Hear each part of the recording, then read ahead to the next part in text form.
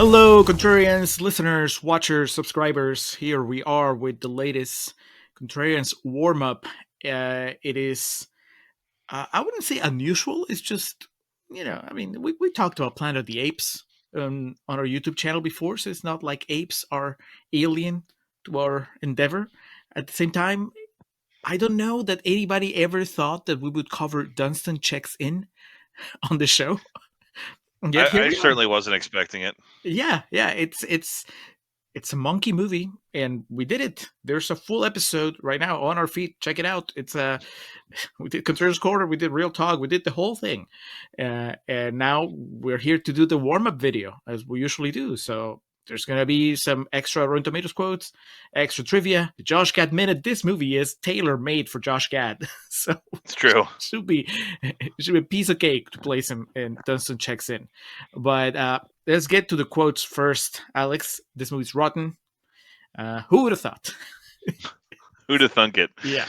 Let's start with Scott Weinberg from Apollo Guide, who says, "Monkeys, they make any movie funnier just by being included." Is that true? That's like a definite. That's like a Homer Simpson school of thought right there.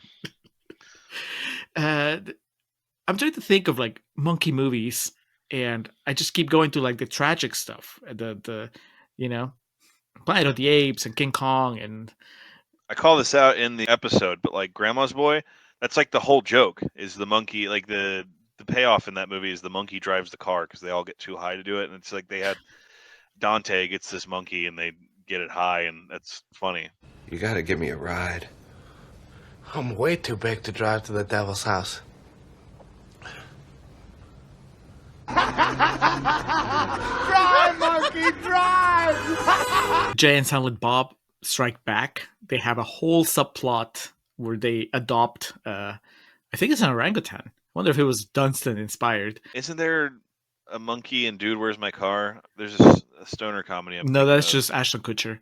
He is kind of an ape.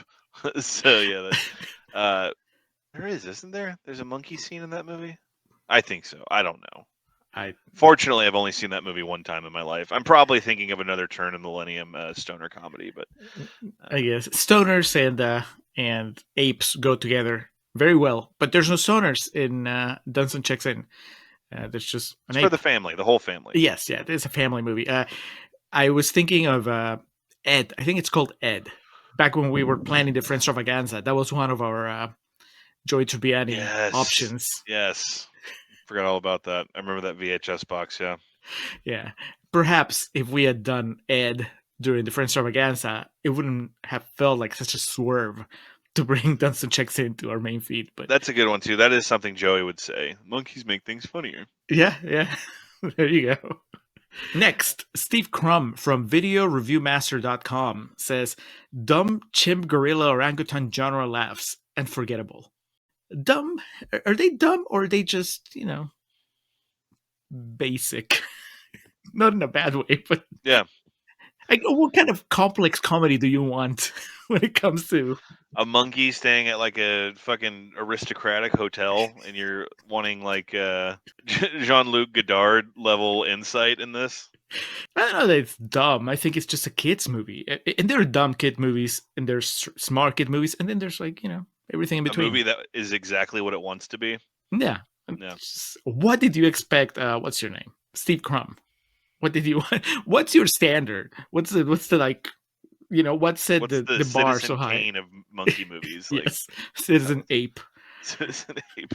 Next, Derek Adams from Time Out says, "An unruly orangutan plus an opulent hotel setting equals a natural disaster, or in this case, a kid's movie." Yes. Having cleaned theaters after some kids' movies, I can say that they feel like a natural disaster. Yeah. Shrek 3 and the Smurfs specifically. Is there an ape in the Shrek series? It feels weird that there isn't. If there isn't, yeah, I don't even know if I saw 3 or 4. There's one where he does the "It's a Wonderful Life," where he goes back to a time where I think it's like, what would have happened if Shrek had never been born or something. He fails committing. Yes. Yes, it's a kids movie. I don't know that there's a serious version of Dunston Checks In. Like, what is like the the award Yeah, bait. that's Planet of the Apes, homie. Yes. Dr. Zay is just taking over the hotel. We're going to close with Walter Chaw from Film Freak Central, who says, its value is ultimately just as a way to keep your children quiet and pliant for 90 minutes. Walter Chaw sounding like a total dad Yeah. with that quote. And I get it. We've, as former theater employees, we, that was something that we experienced a lot. Not so much the cleaning. I mean, the cleaning, yes, but also just this idea of, you could tell sometimes that some movies were only big hits at the box office because they were just specifically aimed at parents who, my God, needed a break. And they would just bring, doesn't matter what's playing at the movie theater, let's just bring them. As long as it's PG, there's no nudity, the violence is not too bad, we could just sit there, they'll shove popcorn candy down their throats and be kind of entertained for 90 minutes. I think that as time has gone on, maybe tablets have started taking business away from movie theaters now, because now you can just give them a tablet and that's it. More so than television, maybe because it's portable, so you can like give them the tablet and like send them to a different room.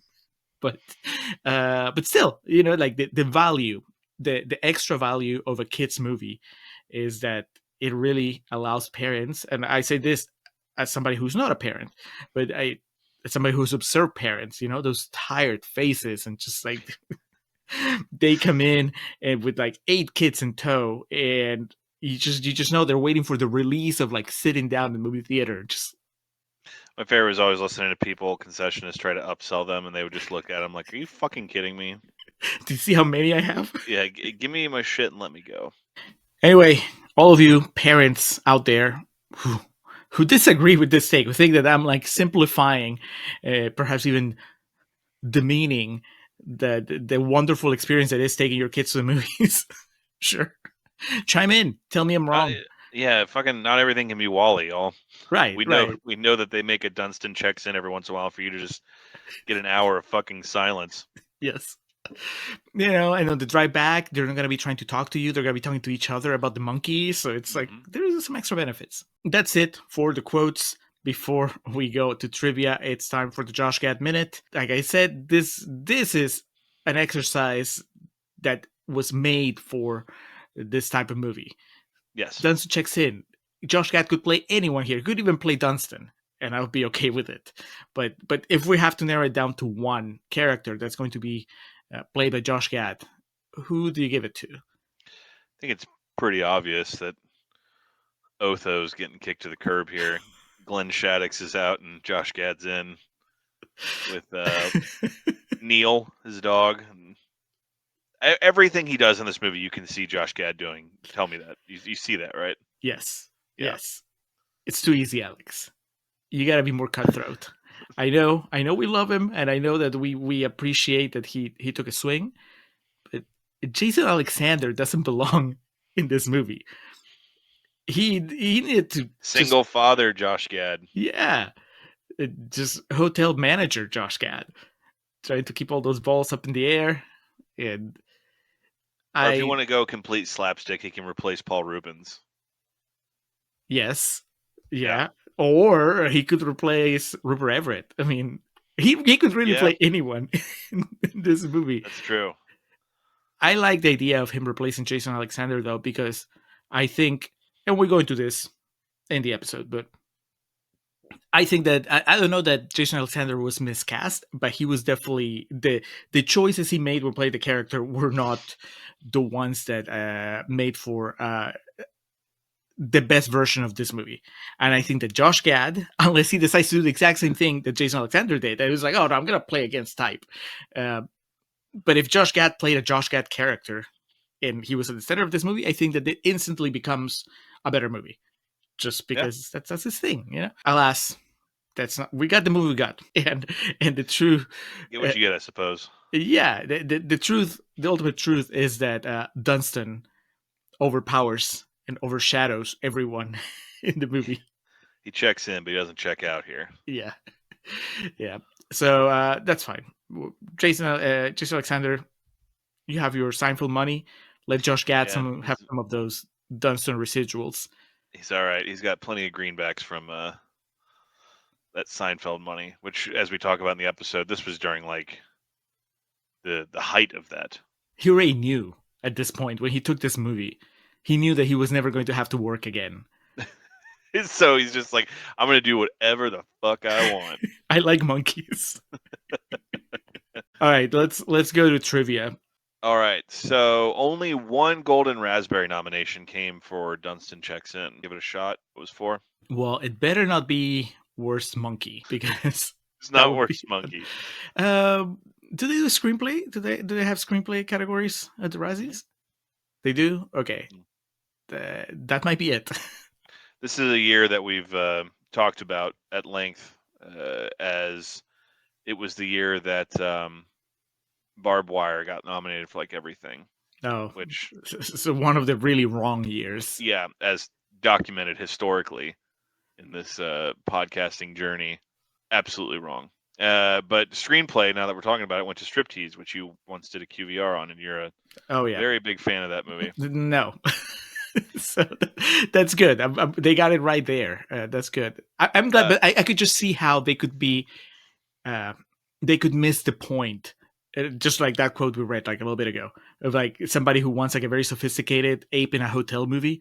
You're like, oh, the screenplay was below par, but no. That's Hail to the Chimp is a fictional film from the Simpsons canon of like Homer goes to a drive-in movie theater to watch Hail to the Chimp, and it's playing like nah, nah, nah, nah, and you hear like, Mr. President, you can't do that, and then you just hear like these random orangutan screams, and Homer's in his car just shoveling popcorn. He's like, that's what you get for not hailing to the chimp. No, the one Golden Raspberry nomination was for Faye Dunaway, Worst Supporting Actress, which she did not win. That went to Melanie Griffith for Mulholland Falls. Also nominated was Jamie Gertz for Twister, Daryl Hannah for Too Much, and Terry Hatcher for 2 Days in the Valley and Heaven's Prisoners. Oh, it looks like Faye Dunaway got one of those twofers also. It was for Dunston Checks In and The Chamber. The Chamber with Chris O'Donnell? And Gene Hackman, yeah. Never seen it, but I remember the title. Undeserved. I think she does what needs to be done in this movie. Budget of $16 million, a disappointing box office return of less than $10 million. However, as talked about in the episode, made over $40 million in home video sales because we used to be a proper society. Directed by Ken Kwapis, written by John Hopkins and Bruce Graham. Rupert Everett was offered the role of Lord Rutledge because some of the movie was shot in London, and director Ken Kwapis wanted at least one British actor in the cast as a result. Everett at first thought the script was silly, but agreed ultimately to participate because he didn't have a lot of success in his career at the time, and he was also a fan of Seinfeld and thought the movie would be a hit because of Jason Alexander being the lead. I'm sure everybody thought that. They were hopeful. I love that one of the things it calls out is that Jason Alexander wears a toupee in this. It's like, yeah, shit. We knew. Here's how you make Dunston a hit. Everybody in the cast is played by somebody from the cast of Seinfeld. Yes. So you get Faye Dunaway out, put Elaine in, and then Michael Richards would be the Pee-wee character. Paul Reubens. Newman would replace Glenn Shaddix. Yes. So where do you put Jerry? Jerry should show up at the very end. He should be Faye Dunaway's like estranged husband that asks him to retain control of the hotel. But if we're not dealing with the lovable crew of misfits from Seinfeld, we almost dealt with Mario himself. Bob Hoskins was asked to play Lord Rutledge, but disliked the script and passed. Michael Caine and Anthony Hopkins were also considered. Eventually, Rupert Everett was chosen as he was persuaded heavily to take the part, and the budget found him affordable. I like Rupert Everett. I really like Rupert Everett. Just in general. Comparing him to the other three of exactly. those people. It was like Bob Hoskins, Anthony Hopkins, Michael Caine, Rupert Everett. Oh, man. I'm just like imagining Anthony Hopkins in that role, though, because, it would be one of those things either where he gives more than he needs to, or one of those classic Hopkins performances where he's just like, fucking put a bullet between my eyes right now. I don't want to be here. Alex, he is in 3 Thor movies. they kept bringing him back. He kept saying yes. I mean, he's Anthony Hopkins, so he could say no at any point. So the idea that Anthony Hopkins voluntarily keeps coming back to the MCU, but he was too good for Dunston But Checks a real monkey was just a bridge too far. Albert Brooks was offered the role of Lionel. That was Glenn Shaddix, but turned it down in order to focus on writing, directing, and acting in his next film, Mother, which stars him and Debbie Reynolds. I've never seen it. 88% on Rotten Tomatoes, though. Arguably, and a box office of nearly $20 million, so he did a little bit better. Elijah Wood was considered to play Brian, the older brother, but he was ultimately passed over because he had previously co-starred with Jason Alexander in the movie North. That movie ended up being a huge box office and critical flop, with many considering it one of the worst movies ever made, and as such, the studio thought pairing them again was a bad idea. You familiar with North, Julio? Only by reputation. I remember reading about North. The Roger Ebert review is kind of infamous. It's in one of his books, and it's a Rob Reiner movie. It might have been like the big or the first big Rob Reiner flop. I don't know. There are many of those, but he was had a $50 million budget. It's a star-studded affair, right? Isn't Bruce Willis in it too? Elijah Wood, John Lovitz, Jason Alexander, Alan Arkin, Dan Aykroyd, Kathy Bates, Graham Greene, Julie Louis-Dreyfus, Reba McEntire, John Ritter, Abe Vigoda, Bruce Willis. Yeah, there you go. Now I'm morbidly intrigued by this. It might make its way. I mean, it's rotten. It's infamously rotten, so it might make its way into our main feed someday. 87 minutes. Do you know who Bree Turner is? It was noted that this was her first film. I was looking through her filmography, and she doesn't have any real leading roles, but definitely has stayed active. Who? Oh, it has to be. She plays like the French girl that the older brother's like hitting on. Oh, okay. I thought you were asking me who she was in the movie, and I was going to start guessing like the staff. Oh, no. I just didn't know if there was a note that made it seem like she was someone of consequence. It's written by her dad. Just edited her IMDb. Director Ken Kwapis asked Clint Eastwood to cameo as Mr. Dubrow as an in-joke to his films Every Which Way But Loose and Any Which Way You Can, which were also about orangutans. Eastwood, however, wanted far too much money for the appearance and was therefore passed over. So it seems like the story of Dunston Checks In is we only have this much money, so don't ask for too much. We can afford Eastwood, but then the monkey has to be an animatronic. Yeah, if we do that, we only have the monkey for one day. Yes. He's always doing all his shenanigans off screen. Oh well, Dunston, we celebrate you. History may not have been kind to you, but I think that there are pockets in the internet that are fond of this movie. Actually, we discussed some of that in the episode because we find out that some of our patrons and some of the friends we have online seem to think highly of this movie. Now, as far as our experience, well, for that, just check the episode. We have fun with Dunston, both in Contrarians Corner and Real Talk. Coming up next, I had to think for a moment because we're recording all this out of order. But Alex, it's time. Marcus Nispel comes back to the Contrarians. Oh God. It's the Friday the 13th remake from 2009, brought up many times on the show because Alex hates it. I've seen it once. I've seen it in theaters, and actually our friend and editor Corey was there with me, and I remember him walking out before the movie was over. So I'm really looking forward to this revisit. It'll be an interesting discussion too, because we have the documented history of being pretty loud supporters of Marcus Nispel's Texas Chainsaw Massacre. Yep. So we'll see what worked, what happened with the Texas Chainsaw Massacre that maybe didn't happen with Friday the 13th remake. And we won't be alone. Our friend Stu from the Stu World Order is coming to join us. Stu is a big Friday the 13th fan. He's probably on the same level as Alex. So it'll be two Friday the 13th nerds and me just kind of like trying to follow what's happening. You both will hate it. I'll love it. That's probably how it's going to go. And that makes for good podcasting. So anyway, watch Friday the 13th, the remake, watch Dunston Checks In, listen to the podcast, subscribe, leave comments, do the things. But until next time, thank you.